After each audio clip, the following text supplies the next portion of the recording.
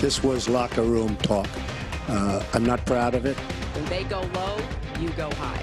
The gloves were off as the presidential candidates faced off for the second time. We have a complete rundown of tonight's town hall debate. Many filed into Regal Cinemas tonight to watch Hillary Clinton and Donald Trump battle it out on the big screen. Why many told us they'd rather watch it here than at home. Rupp Arena is looking to name its newest edition. How Cats fans can weigh in.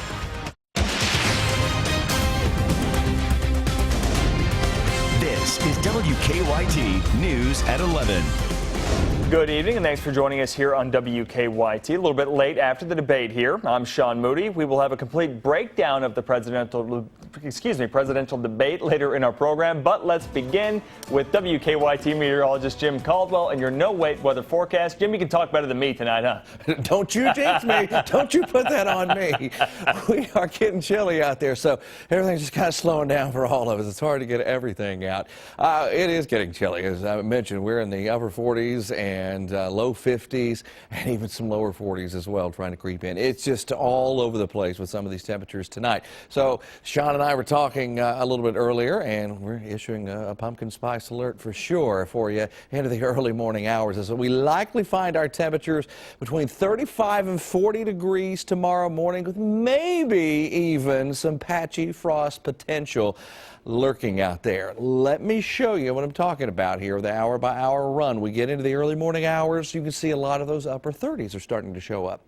You get into some of these sheltered valleys, especially into eastern portions of Kentucky, and we could get even cooler than that. And the fact that we could see maybe some mid-30s out there might suggest you might run into a spot here and there. Now, I'm not saying a widespread deal, but it wouldn't shock me tomorrow if I didn't have some pictures on Facebook and Twitter of people saying, hey, had just a little bit out here. Would not surprise me at all. And then we get into the daytime hours tomorrow, and things look a whole lot better for us. We're much warmer with highs in the upper 60s to right around 70 degrees. A fantastic looking Monday. And overall, our 7-day forecast looks very nice. I'll break it all down for you coming up here in just a few minutes, Sean. Jim, thank you. After a week of negative press and leaks against both sides, the presidential candidates went head-to-head tonight for their second debate. The town hall style event featured questions from audience members as well as the moderators, and it didn't take long for the sparks to start flying. CBS's Weijia Zhang reports from Washington University in St. Louis. Hillary Clinton and Donald Trump did not shake hands at the start of their second presidential debate. The frosty tone continued as the two answered questions about the video released Friday, in which Trump was heard using vulgar language about women. Yes, I'm very embarrassed by it. I hate it, but it's locker room talk. I think it's clear to anyone who heard it that it represents exactly who he is. Trump then brought up sexual misconduct allegations made against Clinton's husband, former President Bill Clinton. He was impeached. He lost his license to practice law. He had to pay an $850,000 fine to one of the women, Paula Jones, who's also here tonight. I am reminded of what my friend Michelle Obama advised us all. When they go low, you go high. Trump also attacked Clinton on her deleted emails. You should be ashamed of yourself. Anything to avoid talking about your campaign and the way it's exploding. While the candidates started off attacking each other, the audience asked questions about more substantive issues, including health care and Muslim-American relations. Clinton went after Trump on his taxes. People like Donald who paid zero in taxes, zero for our vets, zero for our military, zero for health and education. That is wrong. Did you use that $916 million loss to avoid paying personal federal income taxes? Of course I do. Of course I do.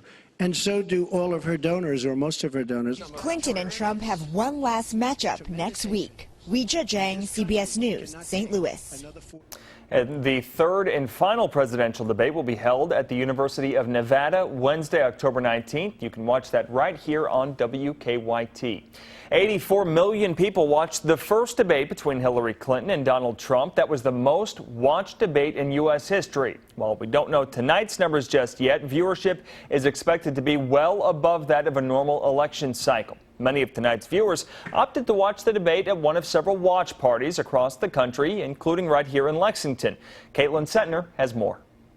Many filed into Regal Cinemas here in Hamburg to watch Hillary Clinton and Donald Trump battle it out on the big screen. I saw it 25 minutes ago and figured why not? This was more cooler than watching it at home. Regal theaters nationwide invited the public to come in and watch a free showing of the debate along with popcorn and a drink. The second presidential debate started promptly at 9 o'clock. Every major news station is carrying the debate, but many we talked to tonight said there's just something about getting out and watching this debate surrounded by people they don't know. They want to hear others' reactions. I will probably keep my comments to myself, but I think it'll be neat to see what other people are saying or how other people are reacting. I think it's the fact of the atmosphere. Usually people watch alone at their home, and I think it's the fact that they're going to be surrounded by people from different swaths, different backgrounds, and the fact that at least this is one way in which the nation can come together in a deeply divided time. Some people we talked with said there's a lot riding on this debate, while others said it won't change their vote either way. In Lexington, Caitlin Setner, WKYT. If you plan on voting this November, time's running out to register. The deadline for voter registration here in Kentucky is 4 p.m. Tuesday, October 11th. Police searching for a man in connection to a fatal shooting this morning in Laurel County. It happened this morning at a home on Middle Ground Road in London. Police say they found 62-year-old Donnie Stone dead from multiple gunshots. Now they're looking for Stone's stepson, 35-year-old John Stricker. They say Stricker is considered armed and dangerous. Family members said Stricker had a history of mental illness and was off his medication. Neighbors said they've seen unusual behavior from him. It really scares me because I've got custody of three grandkids, plus I've got another granddaughter that lives with me, and it scares me because I don't know what he will do or anything. Police say Stricker is believed to be driving a 2004 black Dodge pickup truck with Kentucky license plate 408 VBW. They say the front grille of that truck is missing and it has a faded front hood. An early morning shooting at a Lexington park sent a teenager to the hospital. Police were called to Dixie Park on Eastland Parkway around 11:30. Police say about 4 teens were arguing when one of them pulled a gun out. Witnesses told police they heard 3 shots and then saw the group run off. Police found the injured teen at a nearby home who told them he had accidentally shot himself.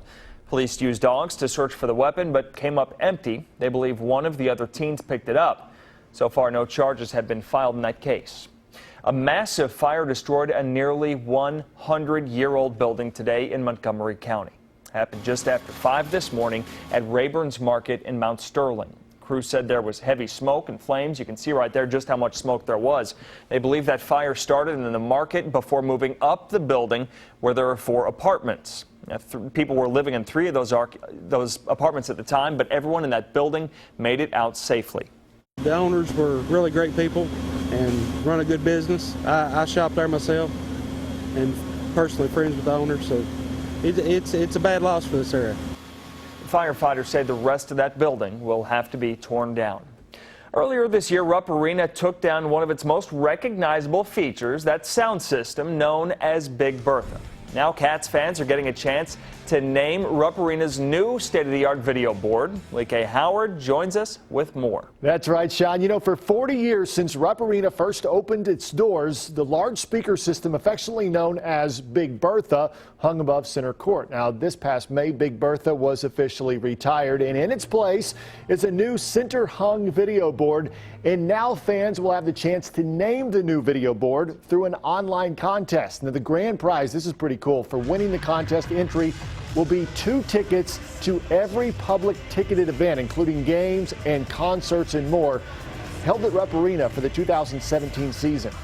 I can't think of another building that named its sound system. Somehow in 1976, ours got named Big Bertha, quite offhand remark, and it stuck. We even had a retirement party for Big Bertha. So it kind of makes sense. Maybe we'll just have a contest to name the new replacement. And if you think you have a good idea for a new name, you can find out the details about the naming contest on our website, WKYT.com. And Lee K, we'll come up with something good and try and split those tickets.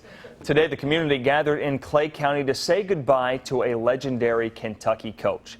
Bobby Keith coached the Clay County basketball team for 29 seasons and was named Kentucky High School Coach of the Year 5 times. Coach Keith died on Wednesday at the age of 75. Today there was a service in the Clay County High School gym that's named after Coach Keith. Family members plan to set up a trophy case at Clay County High School in his honor. They also hope to establish a scholarship to help athletes with high academic qualifications and financial need. Matthew is heading out to sea, but the threat of deadly flooding remains. That story is up next here on WKYT. And thousands competed today in Louisville for the Ironman Triathlon. Now, your hour-by-hour forecast with meteorologist Jim Caldwell. Felt fantastic out there today. Fall is really showing up across most of Kentucky now, and we're going to see it fade away for a couple of days as we'll likely climb back into the upper 70s, possibly into the low 80s again by the middle parts of the week. It's certainly a possibility. Quiet night out there. Early this morning, though, we had a little bit of a breeze showing up around here. We were in the mid-40s here in Lexington, and we had a feels-like temperature. Not a heat index. It was a wind chill reading this morning. Now, tonight, we're catching a breeze, and we're not quite to that level just yet. But if you catch anything overnight, it's certainly a possibility out there. As we look ahead to tomorrow and beyond, the pleasant pattern is locked in, and it's going to stick with us. Even when we get rain chance in here later on this week, it's still going to be really nice. Got a lot of late night chills coming and another fall front that shakes things up a little bit. Temperatures are all over the place. Look at this. It's 43 in Monticello. Well, you go up the road to Somerset, it's 48. Well, how about Lexington? We're in the mid-50s. A lot of other spots like Jackson and Prestonsburg, mid-50s. So you get into some of these lower-lying areas like Harlan, in particular where the thermometer is located, and you're going to see it's a little bit cooler there quicker. And we're going to run into even more of that overnight. Could run into some mid-30s out there with some of the sheltered valleys, looks like.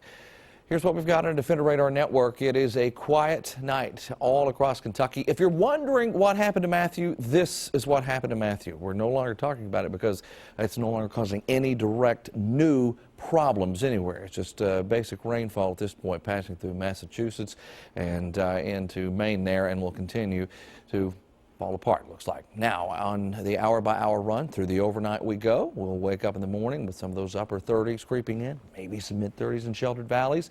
The chill is in the air. Daytime highs will rally into the mid and upper 60s, so around 70 degrees for highs. Looks fantastic on Monday, and then the same thing will happen on Tuesday morning with another little dip before we watch our temperatures get back into the 70s widespread on your Tuesday. Now, our 7-day forecast reveals that fall front getting in here into your Thursday, and it comes early in the day, Sean, so what'll happen is we'll lose some of that warmth and all that momentum that we had.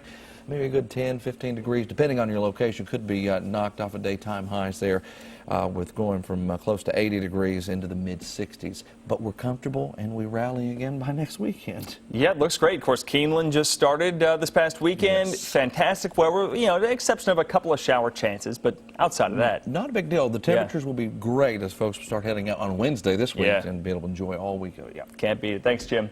At least 17 people are dead. Many are missing as Matthew moves out east. Now, even though, of course, the storm is no longer a hurricane, it continues to cause serious problems. Officials say flooding remain a huge concern. Scott McLean reports from Fayetteville, North Carolina.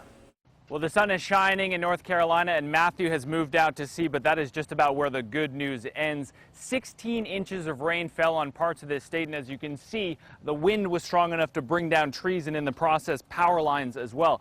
2.3 million people all up and down the East Coast are without power. 800,000 of those or more are in the state of North Carolina. The flooding that you see here is pretty minor in comparison to other parts of this area, but 8 people were killed, others are still missing. State officials and the governor admit that they may have underestimated the power of Matthew, but they don't want to make the same mistake with what's to come. The problem is all this rainwater has to go somewhere. Primarily, it is going east and into the ocean, and it is expected to bring record flooding to those communities. Officials want to make sure that they are prepared. Now, even if you are the lucky ones who did not get flooded, chances are your power is out. Gas is hard to come by. It is also very difficult to get around due to the road closures. Obviously, crews are working to get the power back on, but officials stress this will be a prolonged emergency and things will not be back to normal anytime soon. In Fayetteville, North Carolina, I'm Scott McLean. The center of the storm is about 200 miles east-southeast of North Carolina, with winds around 75 miles an hour. Power outages are also still happening in South Carolina. Crews with Bluegrass Energy are down there right now helping out. They're replacing broken poles and removing downed trees from active power lines. These crews could be down there for weeks as recovery efforts continue in areas hit by Matthew.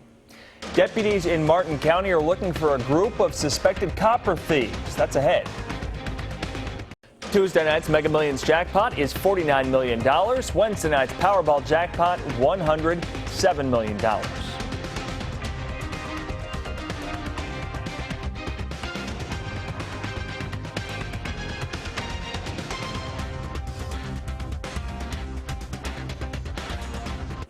Welcome back. Deputies in Martin County are looking for suspects involved in an overnight copper theft. This happened Friday night at the Evolution Energy coal plant. Security guards said they saw a group of people stealing copper from control panels. Police say the thieves left behind some tools at the scene, along with a vehicle. They've been receiving a lot of intelligence that they were being burglarized, a lot of people stealing copper on their property. Deputies have made one arrest in the case, and they're still looking for 2 to 3 more people. The people arrested could face charges of criminal trespassing.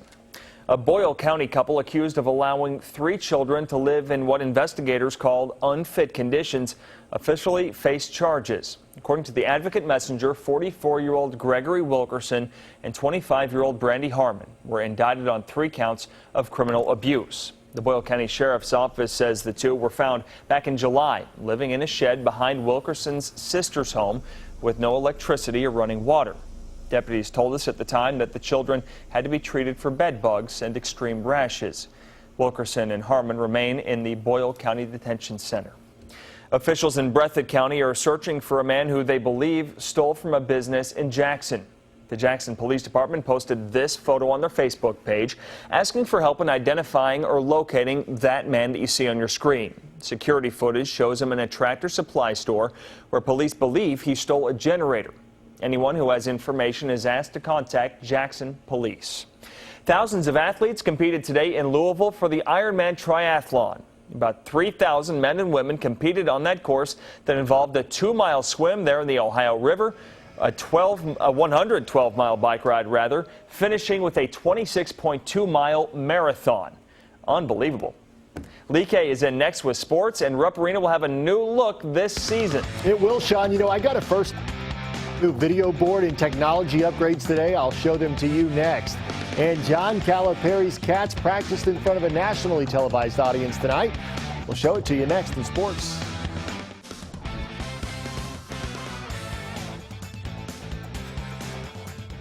Nationally televised games are the norm at Kentucky, but John Calipari always seems to find ways to put his team in that national spotlight, and that includes practicing on national TV. For a 3rd straight year this evening, the country got a first look at the new litter of Wildcats during ESPN's 2-hour showcase from the UK campus.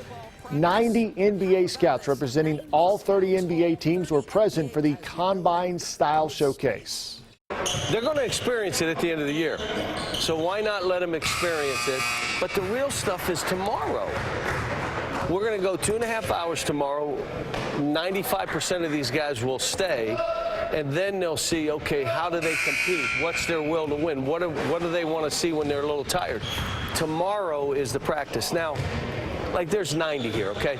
Normally there'll be 8 or 10 in our practice, so it's not unusual for us to have guys in. But they were excited about this. They were chatty, you know. They're all 18 and 19-year-olds.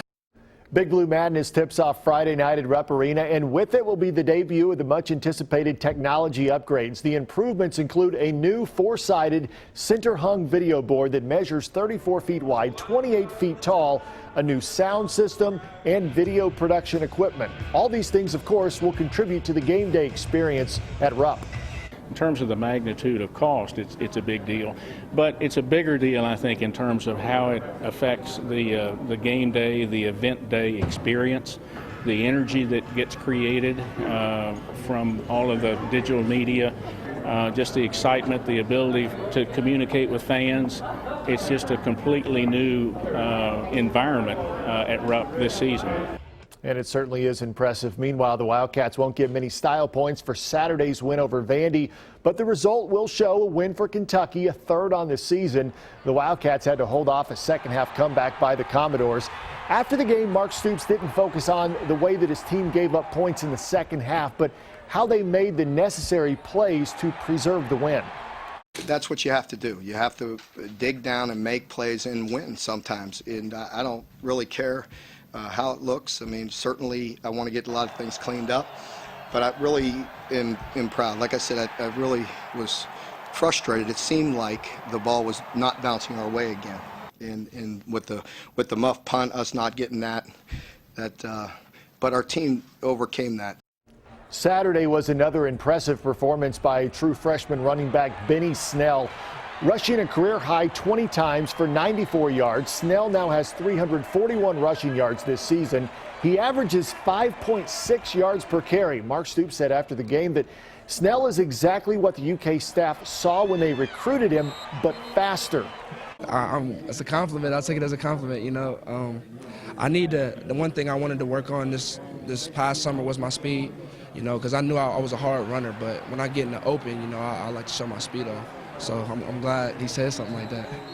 Kentucky will get a much-needed bye week before hosting Mississippi State on October the 22nd. Hurricane Matthew pushing back the Georgia-South Carolina game to Sunday. First quarter, Nick Chubb takes the handoff for the 14-yard touchdown, just dragging defenders with him. The first of 2 touchdowns for Chubb. Georgia had a 21-14 lead late in the fourth. South Carolina going for the onside, but Terry Godwin recovers the ball off the bounce. He's going 43 yards for the touchdown return. Georgia gets the win 28-14. Week 5 in the NFL, and the Bengals appear to be in some trouble. A 500 record going into today's matchup with the Dallas Cowboys at Jerry World. It was a long day for the Bengals, big day for the former Ohio State Buckeye and Cowboys rookie Ezekiel Elliott.